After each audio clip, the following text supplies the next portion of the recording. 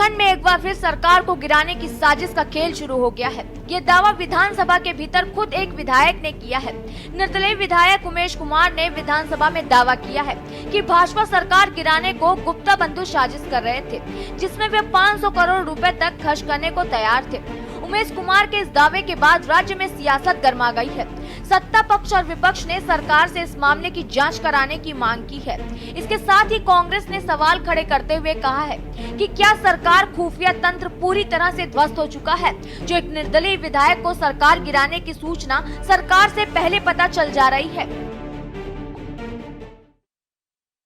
मैंने कहा सदन में कि अब कुछ लोगों का ये कहना है कि इनका ये कहना है कि हम सरकार से बदला लेंगे, सरकार जो है हम ये पलट देंगे चाहे हमको 500 करोड़ खर्च करने पड़े।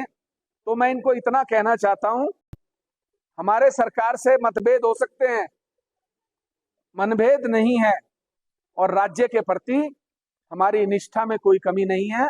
कोई भी व्यक्ति उत्तराखंड राज्य की तरफ आंख उठाकर देखेगा तो मिट्टी में मिला दिया जाएगा।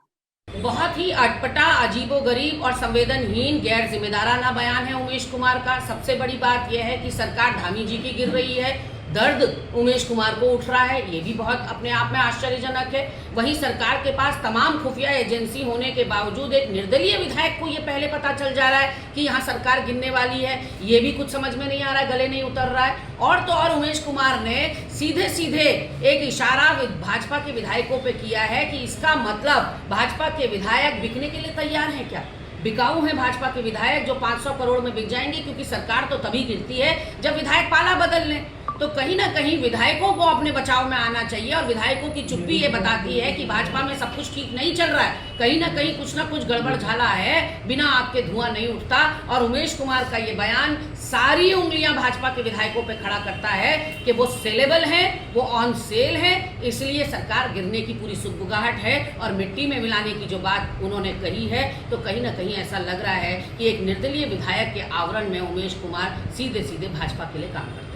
ऐसे जो लोकतंत्र की स्तंभ है, वहां पर कोई भी बात हो तो वो गंभीरता से होनी चाहिए।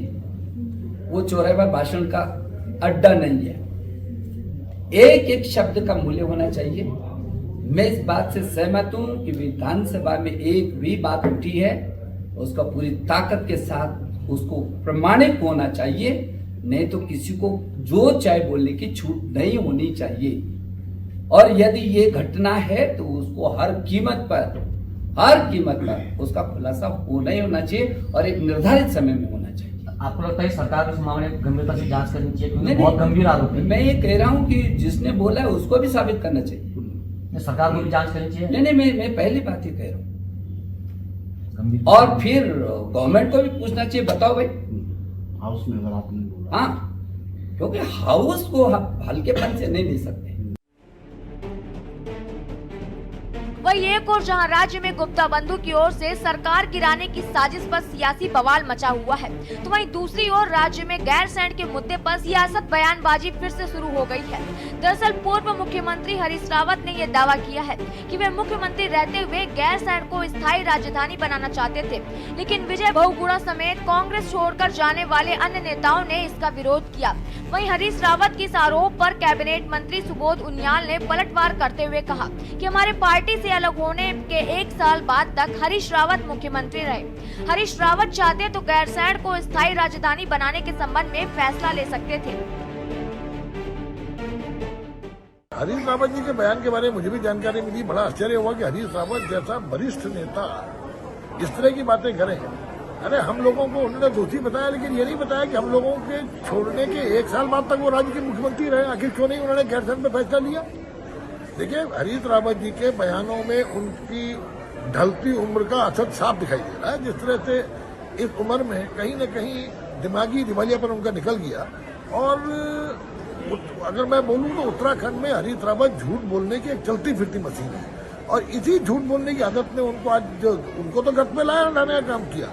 पूरे उत्तराखंड के अंदर कांग्रेस को अगर किसी ने आज जमीन के नीचे ले आने का काम किया तो वो केवल हरीश रावत है। और मैं उनको आज फिर सलाह दे रहा हूं कि अपनी उम्र के कारण उन्हें बानप्रस्थ आश्रम में जाकर के निश्चित रूप से संन्यास ले लेना चाहिए। देखिए, सुबोध उनियाल जी ने अगर हरीश रावत जी को झूठ बोलने की मशीन बताया है तो सबसे पहले तो सुबोध उनियाल जी को जो है अपने गिरेबान में झांकना चाहिए कि उन्होंने जो है उस पार्टी की पीठ में छुरा भोंक करके भाजपा का दामन थामा जिस पार्टी ने उनको जो है इस प्रदेश की सियासत में इतना बड़ा रुतबा दिया और उसके बाद उन्होंने जो है पार्टी की पीठ में छुरा भोंका। और हरीश रावत जी तो इस प्रदेश के जननायक हैं, जमीन से जुड़े हुए नेता हैं और विरोधी दल के लोग भी उनका सम्मान करते हैं। और हरीश रावत जी ने गैरसैंण के संबंध में जो भी वक्तव्य दिया है, मुझे लगता है कि उत्तराखंड की जनता भी उससे सहमत है, क्योंकि हरीश रावत जी की सरकार को जिस तरीके से अस्थिर करने का प्रयास हुआ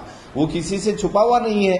और सरकार अगर स्थिर नहीं होती तो निश्चित तौर पर वो अपना वादा पूरा करते और गैरसैंण को राजधानी घोषित उस कार्यकाल में कर देते, क्योंकि जो भी वहां पर अवस्थापना विकास का काम हुआ है वो तो आदरणीय हरीश रावत जी की सरकार में ही हुआ है। और भाजपा की प्रचंड बहुमत वाली सरकारें अभी तक एक ईंट भी गैरसैंण के नाम पर नहीं रख पाई हैं, इसका जवाब भी तो उनको देना चाहिए। ये राजनीतिक पार्टियों का हमेशा का सुगुफरा है। कोई भी राजनीतिक पार्टी के बड़े नेता अपने कंफर्ट जोन से बाहर नहीं आना चाहते।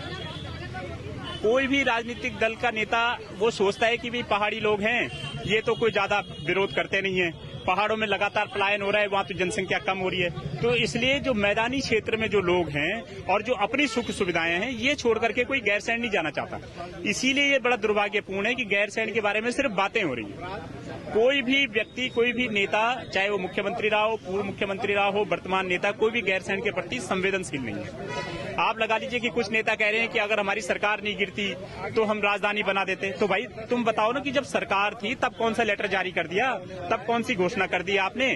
सरकार गिरने में कोई बयान देने का तो कोई दिक्कत नहीं थी। कोई बयान बता दो उस दौरान का, कोई लेटर बता दो उस दौरान की, कोई मीटिंग बता दो कि भाई हमने पार्टी की मीटिंग या सरकार ने एक मीटिंग बुलाई गैरसैंण के बारे में, कुछ नहीं। कुल मिलाकर मानसून की भारी बारिश के बीच राज्य में स्थायी राजधानी और सरकार गिराने के मुद्दे पर सियासत गर्मा गई है।